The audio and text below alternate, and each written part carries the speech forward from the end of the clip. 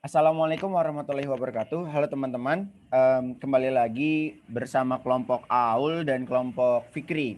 Pada kesempatan kali ini, dalam video kali ini, kami akan berdiskusi tentang penerapan AI. Sebelumnya, kelompok yang akan terlebih dahulu mempresentasikan hasil diskusinya yaitu kelompok Mas Fikri.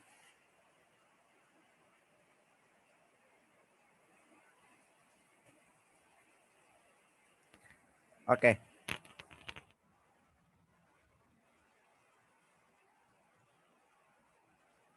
Dari kelompok Mas Fikri ada materi tentang penerapan mandiri jaringan WiFi dalam ruangan masa depan.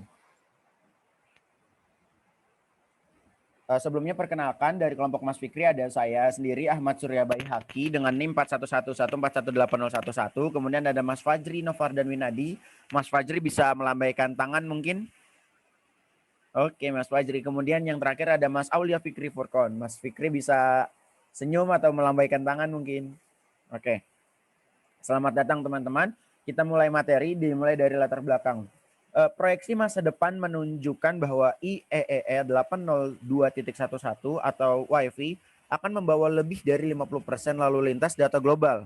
Jaringan WiFi dengan demikian akan mengadopsi sejumlah besar titik akses atau AP senilai 526 juta pada tahun 2021.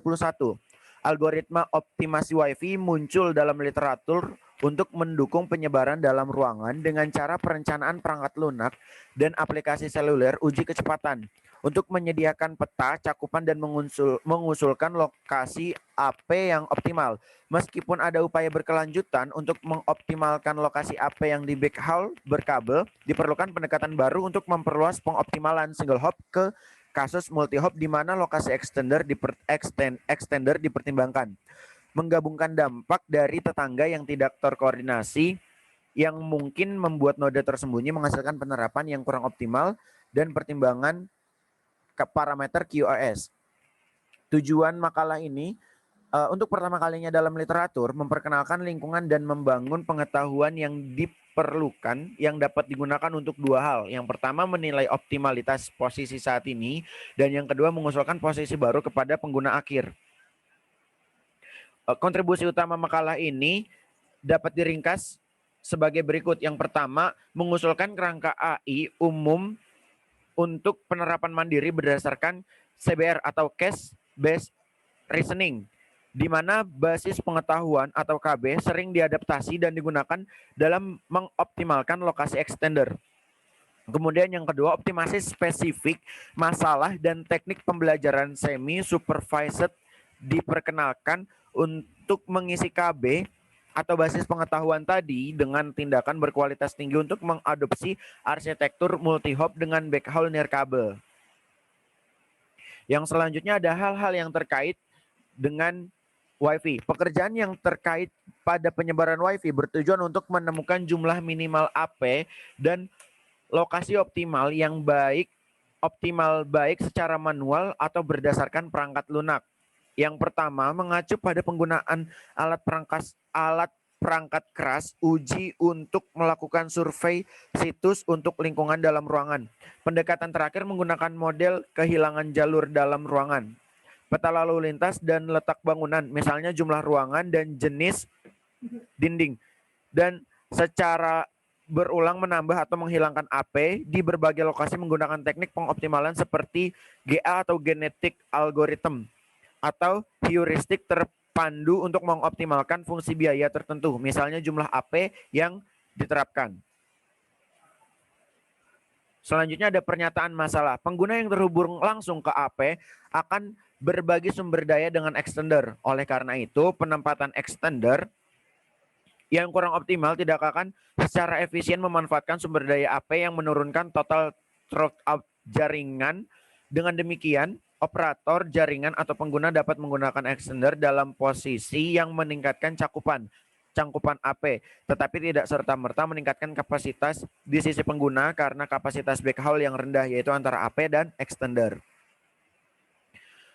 Yang selanjutnya ada penyebaran mandiri diusulkan dalam makalah ini. Ada 3 skenario yang dipertimbangkan. Yang pertama, AP tunggal per apartemen di mana posisinya terbatas pada infrastruktur kabel yang ada sehingga menghasilkan lubang cakupan dengan nilai rendah yang memerlukan penggelaran extender. Yang kedua ada penerapan berbasis cakupan konvensional dengan extender di tengah area dalam ruangan, yaitu di tengah-tengah antara AP dan lubang cakupan. Meskipun cakupan keseluruhan dimaksimalkan, pendekatan penerapan seperti itu tidak meningkatkan throughput pengguna akhir. Kemudian yang ketiga ada pendekatan penerapan mandiri berbasis AI atau AI yang diusulkan diadopsi untuk merasakan dan mempelajari lingkungan dan alasan lokasi yang mencapai kompromi terbaik antara nilai throughput, jarak jauh, dan jarak depan.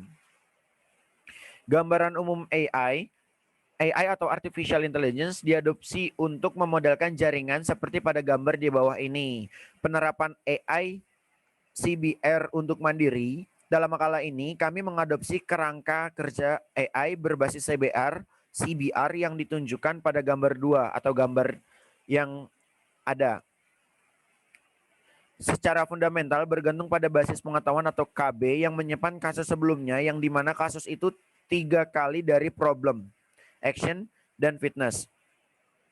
Kemudian ada modul sistem. Sistem ini terdiri dari AP backhaul berkabel yang terhubung ke sekelompok extender yang lokasinya harus dihitung dan didorong ke pengguna berdasarkan permintaan. Lokasi setiap extender diubah berdasarkan kondisi jaringan. Setiap extender terhubung ke AP utama, sementara setiap pengguna dapat dikaitkan baik ke AP atau salah satu extender. Kemudian selanjutnya ada AI sebagai agen penyebaran mandiri. Di sini ada 5 tahap. Yang pertama ada sensing and perception, kemudian ada reasoning, kemudian ada decision making, kemudian ada optimization, kemudian ada learning. Yang pertama sensing and perception. Identifikasi awal untuk menghitung pengukuran jaringan RSSI atau Receive Signal Strength Indicator dan RTT. Kemudian pengukuran ini diubah menjadi metrik jaringan dalam langkah persepsi dan digunakan untuk menghitung lokasi yang dapat dicapai pengguna dan extender menggunakan teknik lokalisasi. Kemudian ada reasoning. Setelah melakukan identifikasi awal tadi, maka kita bisa mendeteksi kesalahan. Maka dari itu reasoning dilakukan untuk mengambil kasus yang paling relevan. Kemudian ada decision making. Pengambilan keputusan harus menentukan apa tindakan dari kasus yang paling cocok dapat digunakan kembali atau tindakan baru harus dihitung. Yang selanjutnya ada optimasi. Ini adalah tahap penyimpanan memori kasus di KB.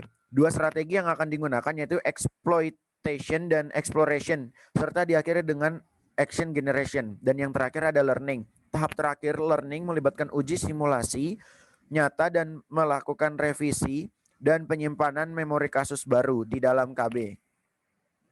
Skenario terisolasi ini sesuai dengan simulasi masalah cakupan di lingkungan yang bebas serta interferensi degradasi throughput. Sumber utama degradasi throughput adalah RSSI yang tadi yang buruk karena kehilangan jalur dan dinding yang menyebabkan throughput discrete. Throughput discrete disebabkan oleh level modulation encoding scheme atau MCS yang diadopsi oleh simulator yang sesuai standar. Dengan ini menunjukkan bahwa AI self deployment mampu ada 3 hal. Yang pertama, mempelajari nilai throughput di lokasi yang berbeda tanpa perlu memodelkan dinding. Kemudian yang kedua, mempertimbangkan posisi dan menyeimbangkan throughput backhaul dan menghapus pemadaman layanan sekaligus mencapai QoS yang seragam di seluruh pengguna. Kesimpulan dari makalah ini, penyebaran extender nirkabel yang optimal dengan mengadopsi kerangka kerja artificial intelligence dapat mempelajari lingkungan serta dapat mengusulkan lokasi optimal baru. Optimasi dilakukan dengan mempertimbangkan dampak jaringan networks yang tidak terkoordinasi dan hambatan dalam ruangan pada throughput pengguna. Ini merupakan tambahan dari trade-off antara throughput backhaul dan fronthaul di setiap kandidat lokasi. Dengan menggunakan simulator standar, kerangka kerja penerapan AI mencapai QoS di antara pengguna, memaksimalkan nilai throughput rata-rata dan menghilangkan penghentian layanan pada pengguna. Hasil ini mendukung momentum penerapan AI di jaringan yang berguna di masa depan. Analisis sensitivitas dan teknik yang kuat juga diperlukan untuk menangani ketidakpastian dalam tanggapan pengguna dan keluaran persepsi. Mungkin seperti itu kelompok Mbak Aul. penjelasan dari kelompok Mas Fikri. Mungkin selanjutnya bisa disambung dengan penjelasan dari kelompok Mbak Aul. Oke, baik. Terima kasih untuk Mas Surya dan kelompoknya atas penjelasannya. Setelah ini, kami dari kelompok 3 akan menjelaskan PPT-nya mungkin.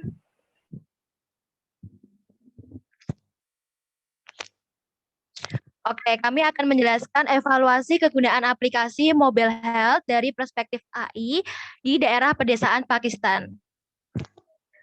Perkenalkan sebelumnya, saya Clarissa Yovanda Priliana, teman saya Aulia Putri Biana, dan Alfioneta Dinda Herdiani. Next.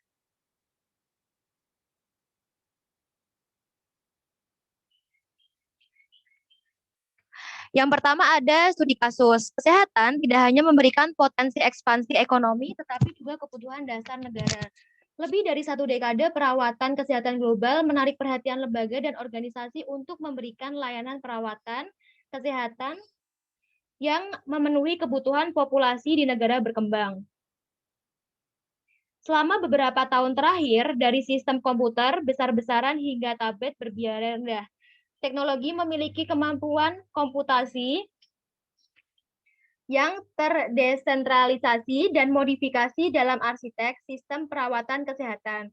Kemajuan ini sangat memperakasai masuknya agen artificial intelligence untuk meningkatkan prediktif dalam alur kerja perawatan kesehatan. Selanjutnya ada objek penelitian. Yang pertama, sistem perawatan kesehatan di Pakistan melalui sistem teknik AI. Yang kedua, pasien yang membutuhkan layanan perawatan kesehatan yang lebih baik yang memenuhi kebutuhan populasi di negara berkembang. Next. Di sini ada tujuan penelitian. Tujuan dari penelitian sebagai berikut. Yang pertama, mengekstrak informasi yang berguna dari populasi pasien untuk membantu membuat kesimpulan real-time untuk prediksi hasil kesehatan. Yang kedua, penggunaan teknik AI untuk menganalisis data menjadi informasi untuk meningkatkan kualitas dan menurunkan biaya perawatan pasien untuk membantu dalam praktik klinis. Yang ketiga, mendukung aplikasi kesehatan seluler mHealth yang membutuhkan AI dan penyelidik evaluasi. Penggunaan aplikasi kesehatan seluler mHealth dengan evaluasi kinerja tugas dan kepuasan pasien. Yang keempat, keberhasilan aplikasi di mana pengguna dapat menggunakan artefak teknologi untuk mencapai tujuan tertentu dengan fitur utama adalah efisiensi, efektivitas, dan kepuasan menurut ISO 924111. Next.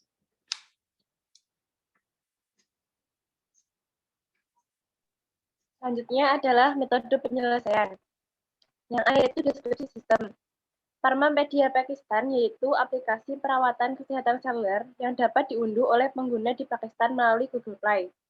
Aplikasi ini menampilkan detail obat dari senyawa kimia dan kesediaan bagi pengguna. Karena ruang lingkup terbatas, Pharmapedia Pakistan, aplikasi MyTablet atau mHealth ini saat ini diunduh oleh 3.000 dokter di 60 rumah sakit di seluruh Pakistan sejak Januari 2016. Menurut Farah pada tahun 2017.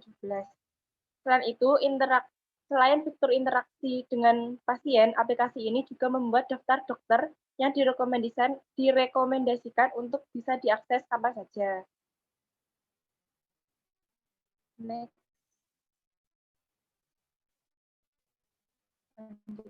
Tugas, instrumen, dan tindakan penilaian pengguna. Tugas peserta atau pasien dengan berbagai jenis penyakit musiman seperti batuk, pilek, sesak dada, dan lain-lain. Orang dewasa di atas 18 tahun memiliki pengetahuan tentang penggunaan komputer dan ponsel, dapat membaca, mendengarkan, dan berbicara bahasa Inggris, memiliki smartphone, dan tidak berinteraksi dengan aplikasi mHealth sebelum studi ini. Yang pertama, mendaftar ke sistem. Yang kedua, mengidentifikasi penyakit target pasien dalam aplikasi. Yang ketiga, penyakit atau masalah. Yang keempat, mencari dokter terkait. Yang kelima, mengatur pengingat sesuai rekomendasi dokter. Yang keenam, mengatur pengingat sesuai rekomendasi dokter. Yang ketujuh, pengingat janji dengan dokter. Ukuran ISO adalah pedomannya karena keefektifan diukur dengan 1. Pengguna dapat menyelesaikan tugas tanpa bantuan. Yang kedua, menyelesaikan tugas dengan sedikit kesulitan atau bantuan. Yang ketiga, pengguna gagal menyelesaikan tugas bahkan setelah bantuan. Hasil. Ke-15 pasien pengguna memiliki karakteristik yang berbeda. 8 pasien adalah perempuan dan 7 laki-laki. Sebagian besar, sebanyak 70% dari mereka adalah orang dewasa paruh baya, yaitu sekitar umur 30 sampai 39 tahun. 30% berusia antara 20 sampai 29 tahun. 70% berpendidikan perguruan tinggi, sedangkan 90% akrab dengan penggunaan komputer dan ponsel. 60% pasien didiagnosis dengan penyakit kronis 3 bulan, sementara sisanya terkena kurang dari 3 bulan. Temuan penelitian ini menunjukkan bahwa tugas 4, yaitu memilih dokter yang relevan, dan tugas 6, mengatur pengingat janji dengan dokter, memiliki kesalahan, sulit, dan menyita waktu praktik pengguna. Hasil ini mungkin disebabkan oleh langkah-langkah yang terlihat dan pilihan yang terbatas karena kelengkapan aplikasi. Dibandingkan dengan tugas 1, yaitu yang pendaftaran yang melibatkan satu langkah lebih mudah.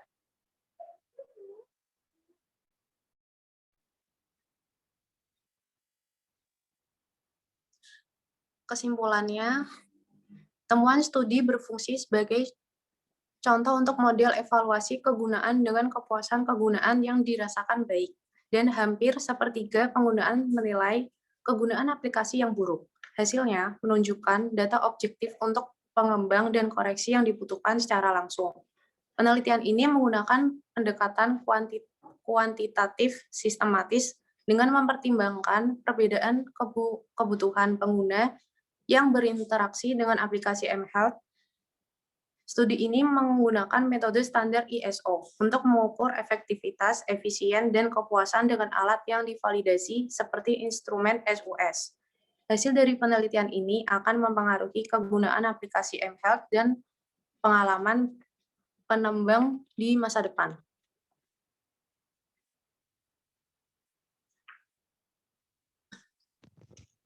Oke, baik. Terima kasih. Sekian presentasi dari kelompok kami. Mungkin ada yang ingin ditanyakan? Oke, udah masuk, udah sama-sama menyampaikan materi ya dari kelompok Aul sama Mas Fikri. Mungkin selanjutnya bisa ke ke sesi tanya jawab. Mungkin bisa diajukan dari kelompok Aul. Mungkin ada yang ingin tanyakan ke kelompok Mas Fikri. Oke. Izin bertanya. Silakan. Ya, terima kasih. Apa saja tahapan CBR yang digunakan dalam penelitian tersebut? Terima kasih. Bisa diulang sedikit pelan-pelan biar bisa dicatat dulu. Oke. Apa saja tahapan CBR yang digunakan dalam penelitian tersebut? Saya ulang dulu ya. Pertanyaannya, apa saja tahapan CBR yang digunakan dalam penelitian tersebut? Benar seperti itu pertanyaannya? Ya, betul. Oke. Mungkin ada pertanyaan selanjutnya. Kita tampung dulu ya pertanyaan, nanti dijawab di akhir. Mungkin ada pertanyaan selanjutnya dari Mbak Vio atau Mbak Aul? Ingin bertanya ya. Iya, silakan. Bagaimana model sistem yang digunakan agar membuat koneksinya berjalan lancar?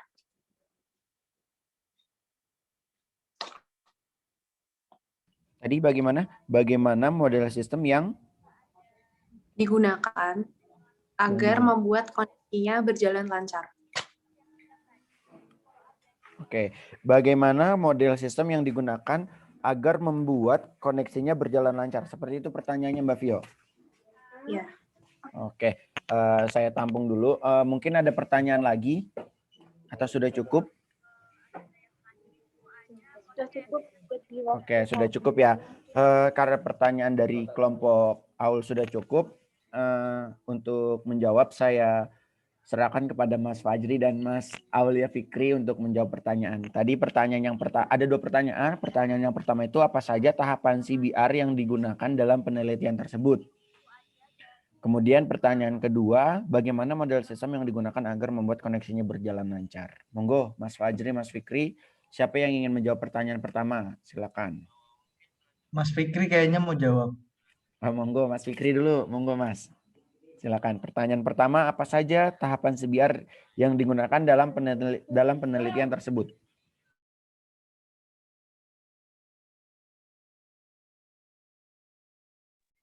Mas Fikri nge-lag apa? Bisa mau Mas siapa Fikri yang jawab, kalau Mas? mau ngomong Oke, cek. di Halo. unmute Masuk dulu. nggak? Nah, kayak gitu. Halo? Ya, Nah, masuk. Masuk ya? Masuk. Masuk, Mas. Oke, aku mau jawab sih yang tadi, yang poin nomor 2 aja tadi. Ya, nanti yang poin 1 itu penjelasan lengkapnya itu di Mas Fajri ya. Soalnya jago banget gitu. Oke, tadi aku ulangi ya pertanyaannya. Tadi pertanyaan tadi yang kedua dari tadi sama Mbak Vio ya tadi yang tanya ya. Bagaimana model sistem yang digunakan agar membuat koneksinya berjalan lancar gitu ya. Tadi juga udah dijelaskan sama Mas Surya tadi, karena sistem ini terdiri dari AP black hole gitu yang berkabel ya, dan juga terhubung ke kelompok extender. Kemudian lokasi step extender itu bisa kita ubah ya, karena apa ya? Bisa kita ubah sesuai dengan kondisi jaringan gitu. Jadi untuk memperlancar, kita harus memperkirakan lokasinya, gitu. Mungkin cukup. Bagaimana Mbak Vio, apakah terjawab? Ya, sudah terjawab. Terima kasih. Oke. Alhamdulillah kalau sudah terjawab ya. Mungkin karena tadi pertanyaan kedua sudah dijawab Mas Fikri ya. Jadi pertanyaan 1 kayaknya saya lemparkan ke Mas Fajri. Monggo Mas Fajri silakan dijawab. Oke, terima kasih Mas Surya ya. Tadi untuk pertanyaan saat itu tahapan CBR ya. Mungkin tadi juga udah dijelaskan, mungkin karena apa berada di dalam balutan kalimat jadi ya mungkin nggak terlihat ya. Jadi tahapan-tahapan itu tuh yang pertama itu sebenarnya ada identify. Jadi kita mengidentifikasi dulu kayak gitu. Jadi masalah apa sih yang harus diselesaikan kayak gitu. Saya sambil buka PPT ya. Terus tahapan identifikasi ini tuh untuk menghitung pengukuran jaringannya. Jadi receive sinyalnya itu, penerimaan sinyalnya itu kuat apa enggak kayak gitu tuh diidentifikasi dulu. Itu tahapan pertamanya. Terus di tahapan keduanya itu tuh ada retrieve. Retrieve itu apa itu? Mengambil kasus yang paling relevan. Jadi setelah kita mengidentifikasi terus kita mendapatkan sebuah masalah, itu kita melakukan retrieve, kita mencari kasus yang paling relevan dengan kejadian tersebut. Terus setelah itu kita reuse itu mungkin dulu itu permasalahan itu udah hampir bisa diselesaikan. Nah, mungkin ada beberapa poin yang belum bisa diselesaikan. Nah, tapi kita kan pasti ada poin-poin yang itu hampir mencapai kata benar lah. Itu kita reuse, kita gunakan kembali untuk memecahkan masalah yang ada saat ini. Terus setelah reuse, setelah retrieve itu ada apa lagi nih? Sebentar. Ada revise. Revise itu tuh jadi kita udah memetakan yang tadi di solusi yang udah kita mau pecahkan, terus kita revise itu revisi. Jadi solusinya itu untuk simulasi nyata itu kita revisi untuk mencapai hasil yang benar. Terus setelah direvisi kita mendapatkan result itu hasilnya, solusinya itu diimplementasikannya terhadap WiFi itu kayak gimana. Terus setelah itu tahapan terakhirnya itu ada retain itu setelah solusi berhasil, udah mendapatkan hasil, nah itu tuh hasilnya itu disimpan di dalam suatu memori sebagai new case lah, kasus baru, buat mungkin siapa tahu ke depannya itu bakal ada yang mengembangkan lagi. Jadi mengembangkan ini dari hasil retain tersebut. Mungkin penjelasan CBR, tahapan CBR-nya kayak gitu. Udah terjawab belum, Mbak Cek? Gimana? Sudah terjawab, Mbak Clarissa? Sudah, terima kasih. Oke. Berarti udah nggak ada pertanyaan lagi ya, dan pertanyaan yang diajukan juga sudah terjawab. Benar begitu, kelompok Mbak Aul? Oke. Ya, betul. Mungkin selanjutnya bisa ke sesi tanya jawab untuk kelompok Mbak Aul sendiri ya. Dari Mas Fajri, Mas Fikri, ada yang ingin ditanyakan tidak? Ada yang ingin ditanyakan terlebih dahulu?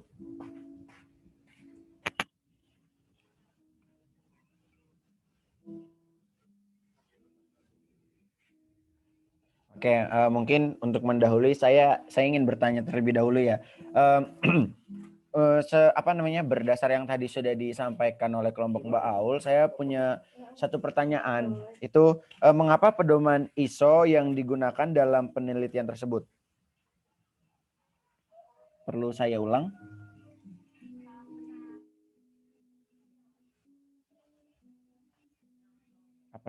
Apakah sudah tercatat pertanyaannya? Sudah. Terima kasih. Itu pertanyaan dari saya ya. Mungkin ada pertanyaan dari saya cukup itu. Mungkin Mas Fadli atau Mas Pergi punya pertanyaan yang lain? Mau dijawab dulu apa nanya lagi? Ditampung dulu aja. Oh Tanya iya, dulu aja. tampung dulu. Oke. Mas Fikri mau nanya nggak, Mas Fikri? Oke, aku mau tanya deh. Tadi Ya, aku udah dulu ya, dijelasin tapi ya. mengenai Aku dulu. Siapa dulu nih? Satu-satu dong, Bentar. Mas. Fajri dulu deh. Nah, ya, Udah, Fajri aku dulu. dulu ya. Monggo Mas Fajri. Mas Fikri nggak sabaran kayaknya, Sur ya. Ini aku ada pertanyaan nih. Sebenarnya melalui aplikasi apa sih interaksi dokter dengan pasien di Pakistan itu? Oke. Bentar ya. Oke. Oke. Monggo. Lanjut pertanyaan. Oke, lanjut ya. Bagaimana cara mengukur efektivitas, terus efisiensi, serta kepuasan gitu di dalam penggunaan ISO? ISO yang dimaksud tadi, ISO yang sudah dijelaskan, tadi ISO 924111. Gimana Mas Fikri? Apa nggak kedengeran? Iya. Oke. Tadi bagaimana cara mengukur efektivitas serta efisiensi dan kepuasan di dalam penggunaan ISO? Gitu. Tadi ISO tadi yang sudah dijelaskan tadi kan ISO 9241 ya? Iya. Oke, terima kasih. Terima kasih. Oke. Mungkin bisa langsung dijawab dari kelompok Mbak Aul, Mbak C dan Mbak Alvio. Oke, terima kasih untuk pertanyaannya kelompok Mas Fikri. Yang pertama mau siapa dulu nih yang menjawab? Tadi pertanyaan dari Mas Surya. Ya, aku mau izin menjawab yang pertanyaan pertama dari Mas Surya. Mengapa pedoman ISO yang digunakan untuk penelitian ini? Karena ISO sendiri itu sebuah organisasi yang menetapkan standar internasional di bidang industrial dan komersial dunia. Jadi dengan menggunakan pedoman ISO, penelitian ini diharapkan dapat terjamin kualitasnya dan dapat dipercaya hasilnya nanti. Mungkin sekian dari saya untuk jawabannya. Bisa diterima? Gimana Mas Surya? Iya. Oke. Terima kasih. Lanjut ke pertanyaannya Mas Fajri. Oke, aku jawab ya pertanyaan dari Mas Fajri. Jadi aplikasi perawatan kesehatan seluler yang dapat diunduh di Google Play itu namanya Pharmapedia Pakistan. Itu khusus di Pakistan. Terus aplikasi ini menampilkan detail obat dari senyawa kimia dan kesediaan bagi pengguna. Terus karena ruang lingkupnya aplikasi Pharmapedia Pakistan ini terbatas, jadi ada aplikasi aplikasi lain yang namanya MyTabib mHealth. Dan saat ini diunduh oleh 3.000 dokter di 60 rumah sakit di seluruh Pakistan. Terus selain fitur interaksi dengan pasien, aplikasi ini juga membuat daftar dokter yang direkomendasikan untuk diakses kapan saja, kayak gitu. Gimana Mas Fajri? Bisa diterima? Keren ya. Oke. Oke, terima kasih. Yang terakhir pertanyaan dari Mas Fikri, aku yang jawab ya. Bagaimana mengukur efektivitas, efisiensi, dan kepuasan di dalam penggunaan ISO 92411? Kalau efektivitas dan efisiensi itu diukur dengan penyelesaian tugas dan menghitung jumlah kesalahan dalam upaya untuk berinteraksi dengan aplikasi. Kalau efisiensinya sendiri diukur dengan upaya dan sumber daya yang dikerahkan oleh pengguna dianggap untuk mencapai tugas. Kalau kepuasan diukur secara objektif dengan instrumen yang tersedia. Seperti itu. Apakah terjawab, Mas Fikri? Oke, sudah Mbak Clarissa. Oke, Terima kasih atas jawabannya. sama-sama. Saya kembalikan ke Mas Surya. Oke, di sini udah masing-masing tadi udah saling bertanya ya. Mungkin apakah ada yang ingin ditanyakan lagi? Cukup, Mas. Cukup. Mas Fikri cukup, Mbak Aul, Mbak C, dan Mbak Vio cukup? Cukup, Ya, oke. cukup. Mungkin karena udah cukup ya, kita cukupkan diskusi pada hari ini, pada video kali ini kita cukupkan. Harapannya bisa sama-sama saling mengerti dan bisa bertemu kembali dalam diskusi lain waktu ya. Oke, kita akhiri. Wassalamualaikum warahmatullahi wabarakatuh. Terima kasih. Waalaikumsalam warahmatullahi wabarakatuh. Terima kasih. Terima kasih.